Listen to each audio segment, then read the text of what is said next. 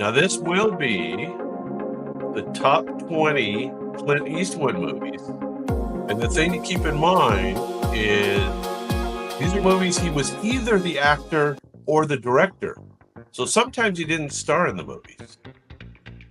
Anyway, keep that in mind as I give you the clues.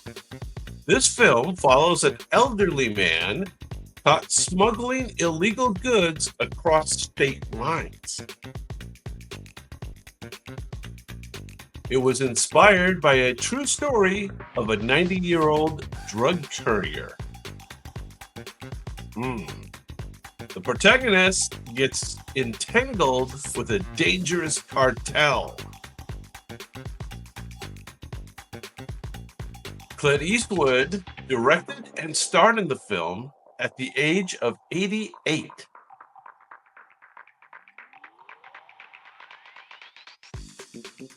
His character chooses crime to escape financial hardship.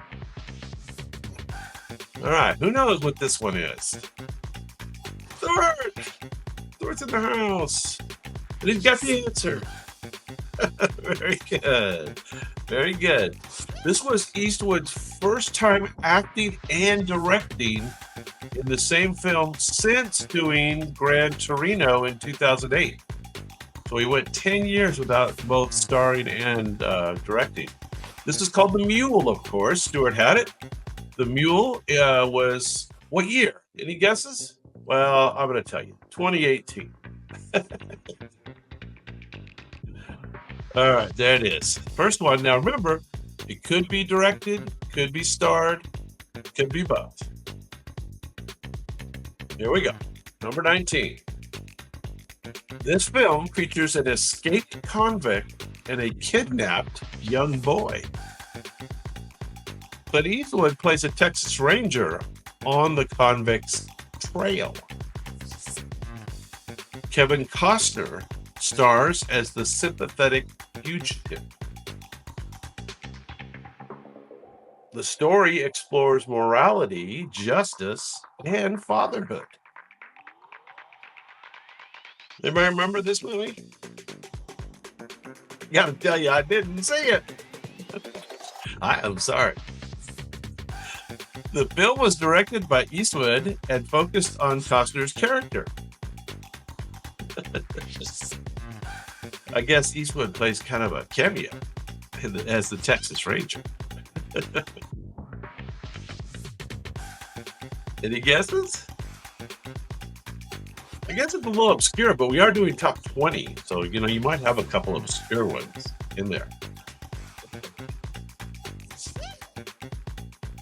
Despite strong critical reviews, this movie is often overlooked in Eastwood's filmography. Yeah, we've overlooked it. It's called A Perfect World. A Perfect World. Perfect World. It was filmed in 1993. Oh, you knew it. Very good, Stuart. Oh, you knew it. Very good. And number 18. A woman fights against corrupt police in 1920s Los Angeles.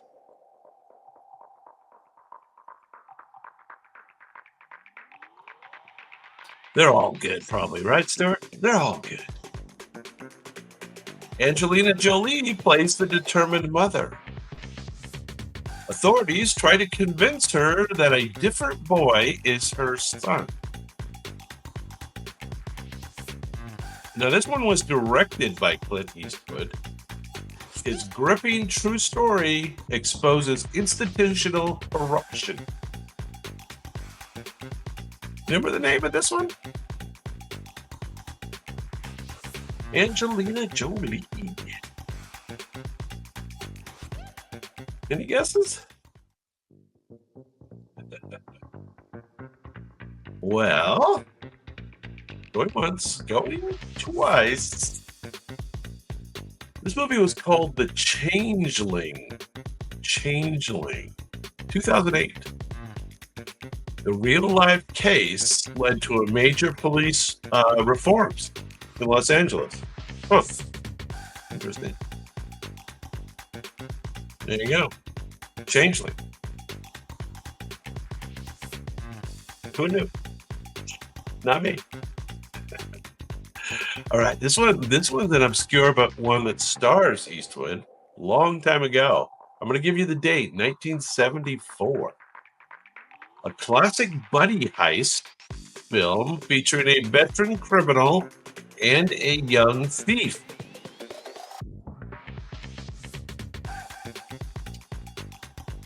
This story includes a daring bank robbery using an anti-aircraft cannon. That doesn't sound that daring to me.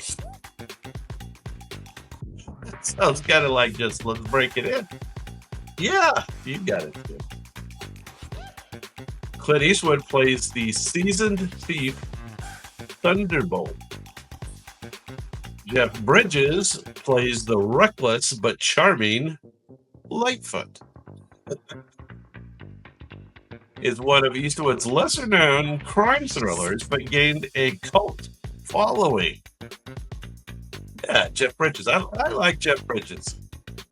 A little liberal for me these days, but I like it. Yeah, the movie was called Thunderbolt and Lightfoot. Stewart had it. Jeff Bridges was nominated for an Oscar for his performance in this film. Not Clint. Jeff. Clint was always mistreated by the Academy.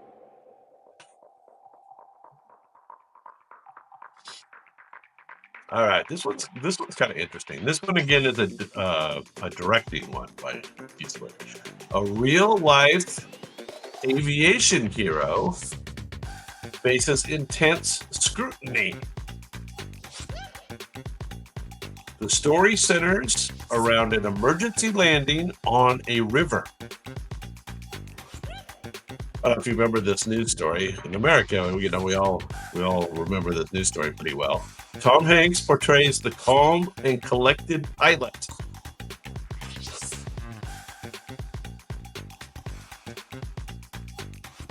Yeah, this was quite the story over here. The film explores the emotional aftermath of a seemingly miraculous event. It was directed by Clint Eastwood, and it tells the story of Captain Chesley Sully Sullenberger. What was the name of the movie? Anybody remember? Yeah, you got it. You got it. That's right. It was Sully. 2016. The real Sully praised the film's accuracy and Eastwood's directorial style. There you go. Tom Hanks. All right, let's get into some real Clint Eastwood. Let's get into some real stuff. Mysterious drifter arrives in a troubled mining town. He wore a preacher's collar, but carries a deadly secret. Incorrect, Brad. What's going on, man? Hang on to that answer for later. The film shares themes of classic Shane. Oh, the classic Shane. It has similar themes to Shane back in 1953. If you remember our Western show a couple weeks back, those were pretty hard. Clint Eastwood plays the enigmatic preacher in this movie. Yeah, preacher was the character. You're right. And yeah, Pale Rider is, of course, the movie. Who knows the year? This was Eastwood's highest grossing Western of all time. Highest grossing Western. If I remember the year of Pale Rider. Just to add a little difficult twist.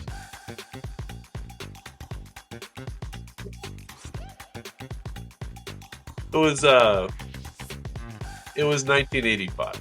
1985. All right, this one's cool. This one's cool. Based on a true story about a legendary prison break. Hmm. The protagonist is a mastermind who plots an impossible escape.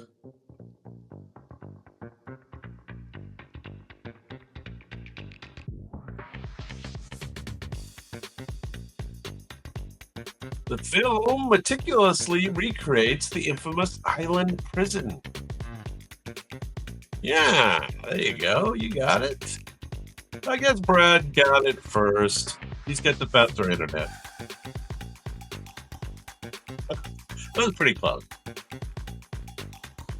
It's a tense, methodical thriller and with minimal dialogue.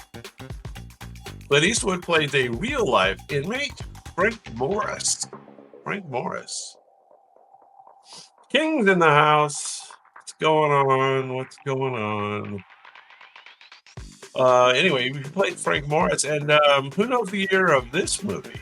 The real-life escapees were never found, leaving their fate a mystery.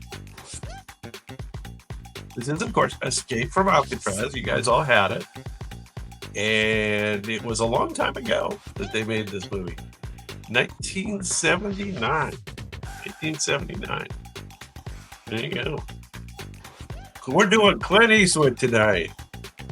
These are movies he either starred in or directed or maybe did both, like this next one.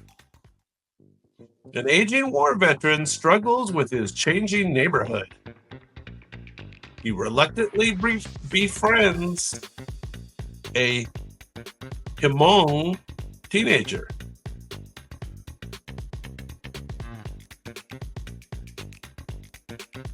The protagonist has a gruff exterior, but a strong moral code.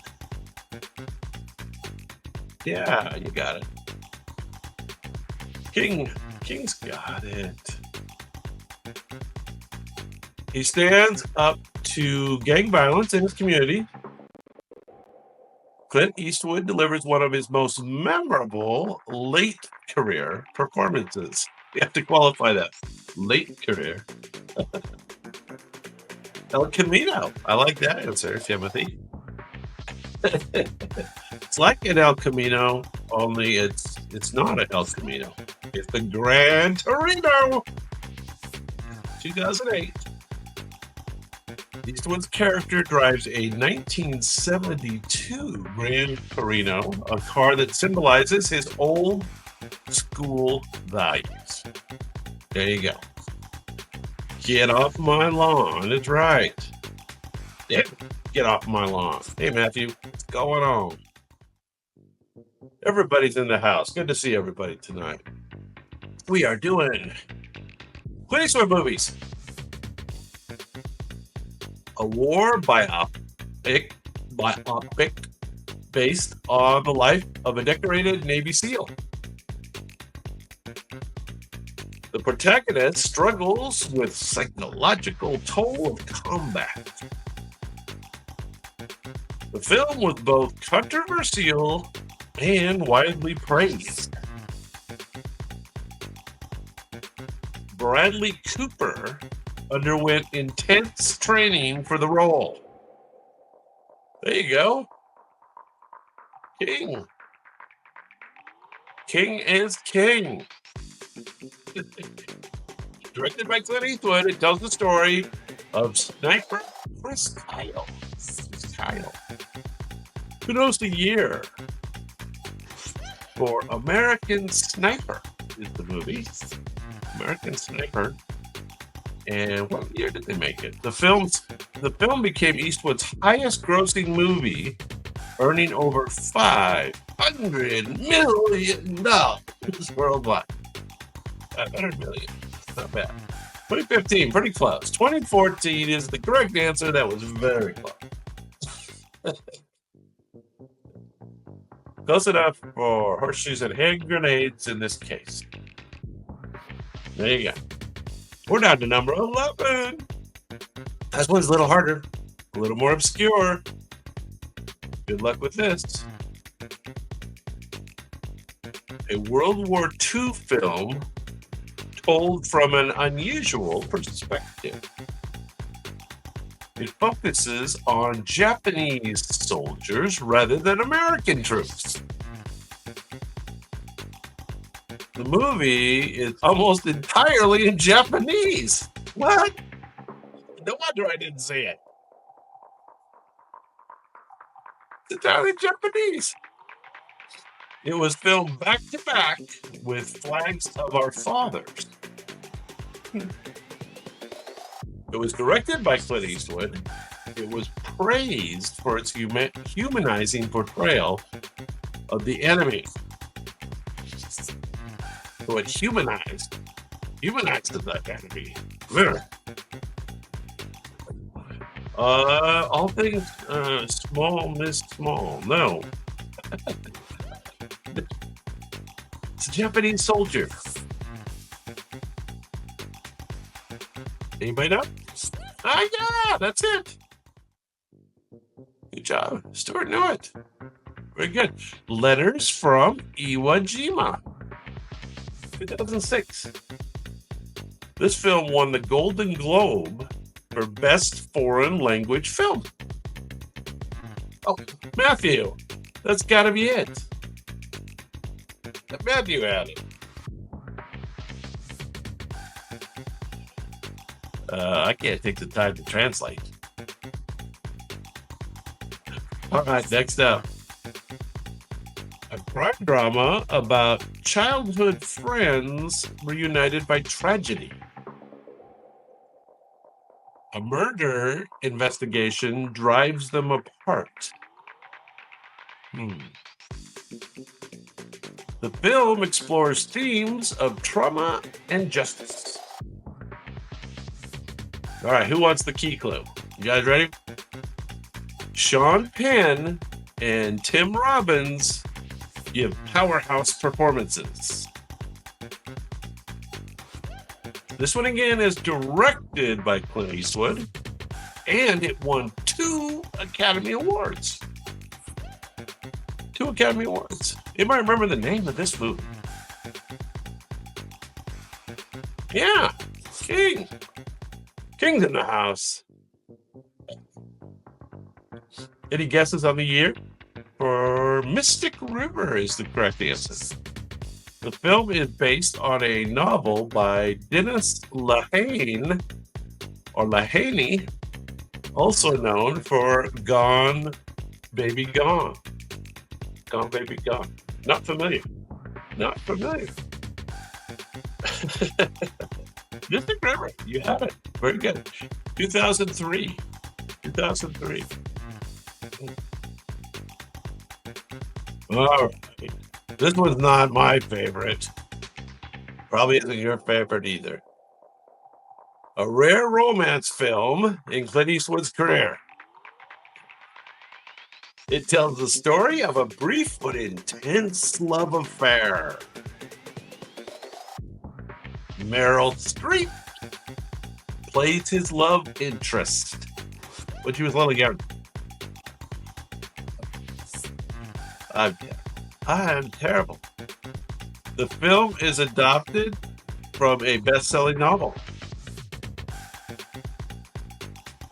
It is one of Eastwood's most emotional roles. Most emotional roles. Yes, Stuart has it. That is correct. That is correct. The Bridges of Madison County. This was made in 1985. The real covered bridges of Madison County became tourist attractions after the film's release. Well, I bet they were unhappy with that. That couldn't have made them happy.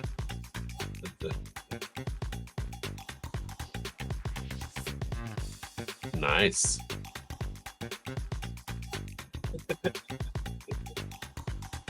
Matthew. All right, here we go. 8 more. Now we're getting into the serious Clint Eastwood stuff, right? Top 8. A rogue detective delivers his own brand of justice. The villain is a sadistic sniper terrorizing San Francisco. Here's the key clue.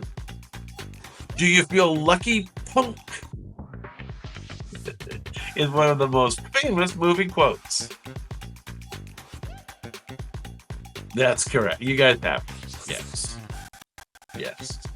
Stuart, you beat out the king. Well, do you? Well, do you? The protagonist carries a .44 Magnum revolver. What's the name of the character?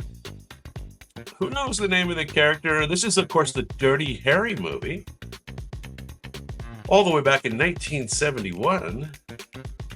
And Clint Eastwood plays...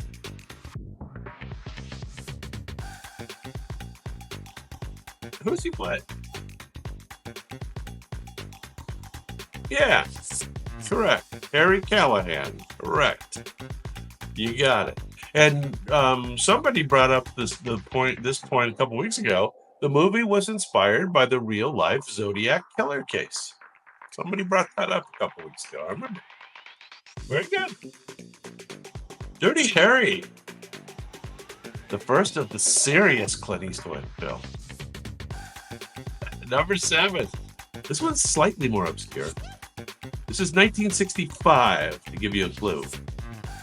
A sequel, it was a sequel too, that surpasses the predecessor in scope. A bounty hunter teams up with a rival for a high-stakes job.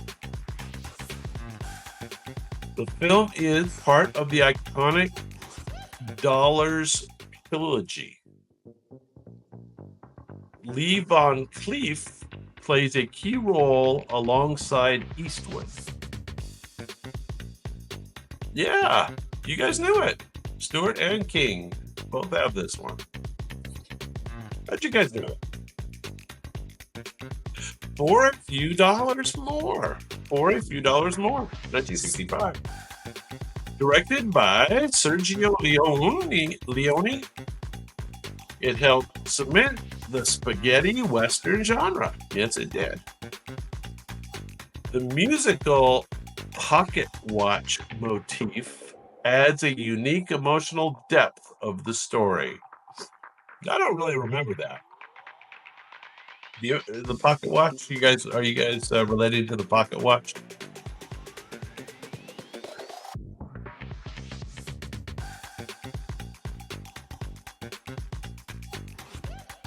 Hey, Rumpus is in the house. We got 6 more Clint Eastwood films, Rumpus. Here we go. A washed-up boxing trainer reluctantly takes on a female fighter.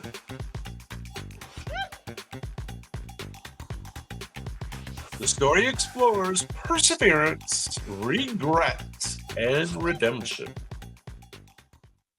The film takes a dramatic turn that shocked audiences. Excuse me. Hilary Swank delivers an Oscar-winning performance. Yeah. You guys all get it. I guess King had it first, I think. King had it first, but you all have it. Clint Eastwood both directed and starred as the tough but caring coach. Who remembers the year for $1 Million Baby? $1 Million Baby. The film won Best Picture, Best Director, Best Actress, and Best Supporting Actor at the Oscars. $1 Million Baby. Oh, King has it. King knows. 2004 is correct. All right, we're down to the top 5 Clint Eastwood films. That was a lowly number 6. There you go. $1 Million Baby. See you later. Number 5. A Civil War soldier turns into a fugitive after his family is killed. He's pursued by Union soldiers and bounty hunters. Along the way, he forms an unlikely family of misfits. Yes, he does. The film is considered one of the greatest westerns of all time. Stewart has it. Stewart has it. Yeah, this is one of my favorites for a long time. So this came out the year that I graduated from high school. So who knows that? Well, let's get a different way. Clint Eastwood plays the vengeful but honorable Josie Wales. The famous line, "Dying ain't much of a living, boy." I barely remember that. "Dying ain't much of a living, boy," became one of Eastwood's most quoted lines. Let's see. Well, was there an original version, Stuart? Brad has it. I wonder why Brad would have it.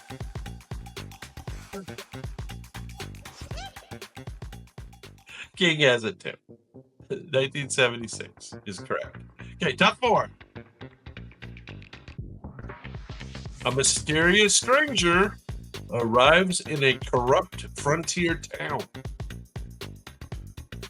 The townspeople hire him for protection, but they soon regret it. Yeah, no doubt. The town hides a dark secret about a past crime. Yes, you guys know it. You guys know your Clint Eastwood. The film has eerie, almost supernatural undertones. Clint Eastwood plays a vengeful drifter in one of his most haunting westerns. Haunting western.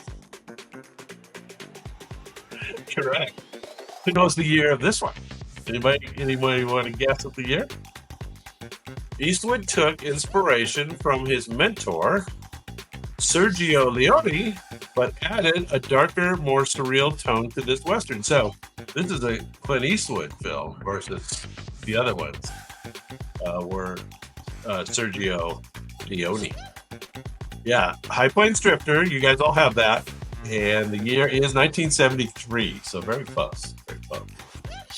That's cool. So yeah, I guess the Sergio Leone movies were in the mid '60s, and then Eastwood did his own High Plains Drifter. There you go.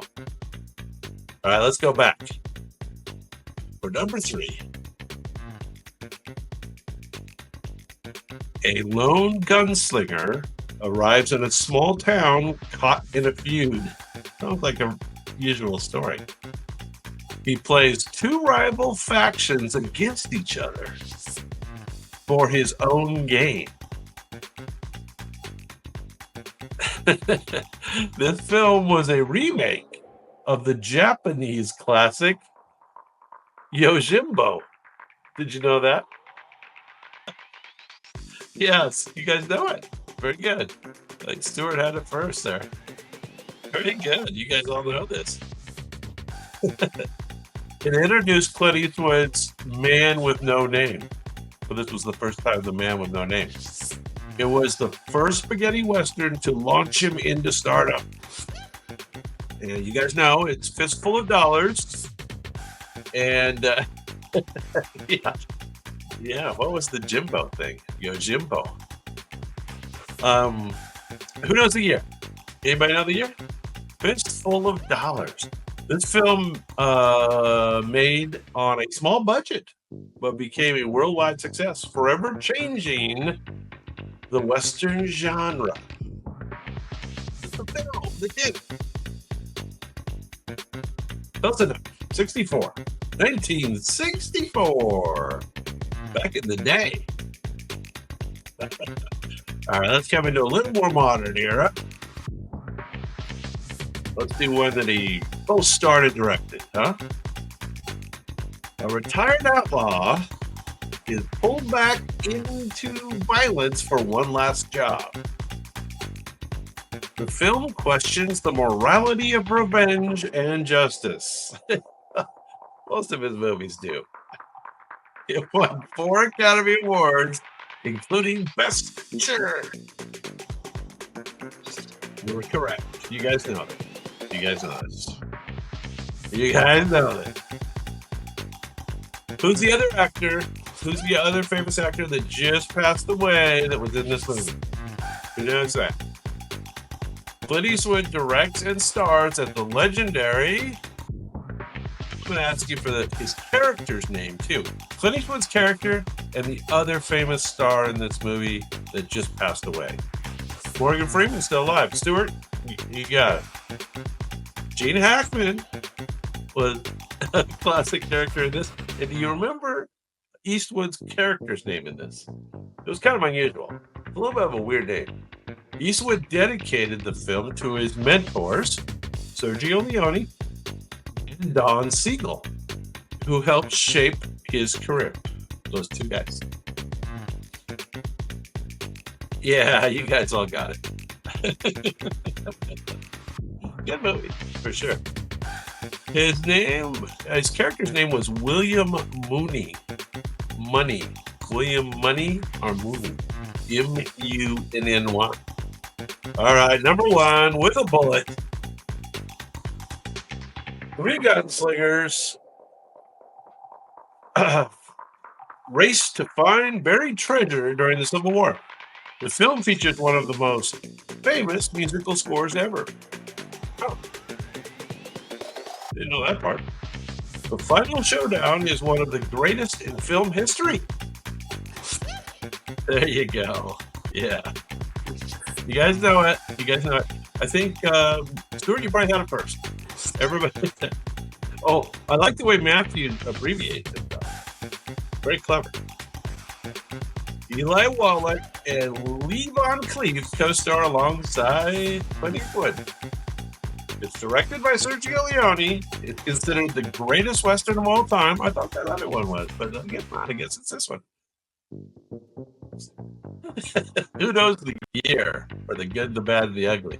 The famous Ecstasy of Gold theme by Ennio Morricone is still used in modern pop culture, including Metallica's concerts.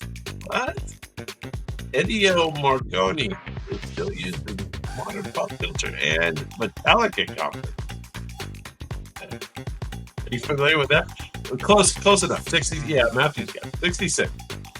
1966. All right. Well, that was dang fun, huh?